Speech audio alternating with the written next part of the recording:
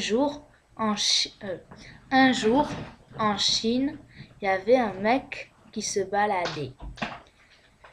Il avait pas faim du tout. Puis il rencontra un gros ours.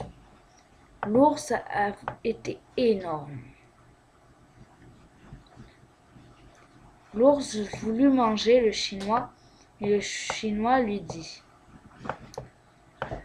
Oh, oh toi, gros ours qui veut me manger, si tu me manges, eh bien tu n'auras plus jamais faim, car moi j'ai jamais faim. L'ours comprit pas et le mangea. Il le mangea tout cru. Et le mec partit. Enfin, n'était plus là, il était dans son ventre. Le mec était là. Alors, l'ours se rendit compte qu'il n'avait plus faim. Donc, il était triste. Et après, il rencontra un grand vautour. Le vautour était énorme lui aussi. Beaucoup plus gros que l'ours. Il l'attrapa.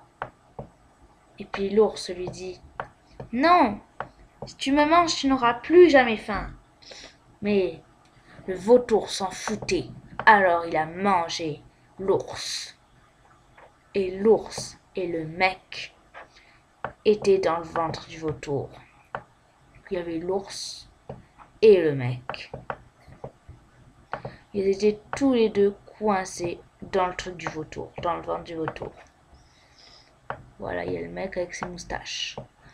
Et puis après, le vautour, il rencontra la grande montagne de Chine, où se cachait le grand dragon de Chine. Le grand dragon posait toujours 5 questions avant de pouvoir rentrer les yeux dans cette montagne. Et si les gens parvenaient à répondre, ils entraient. Si les gens ne parvenaient pas à répondre, eh ben, ils les mangeaient. Et la plupart du temps, ils les mangeaient. Et le vautour partit voir le grand dragon et lui dit: Avec l'intelligence que j'ai, parce que j'ai mangé un ours, et en plus l'ours a mangé le chinois, eh bien je suis très intelligent, j'ai l'esprit de 3 personnes en même temps. Et le dragon posa sa question. Et puis le vautour ne sut pas répondre. Alors le dragon mangea le vautour. Et le dragon avait tout le monde dans son ventre. Il a dit alors: C'est qui le plus fort? C'est moi, le vautour, l'ours ou le chinois?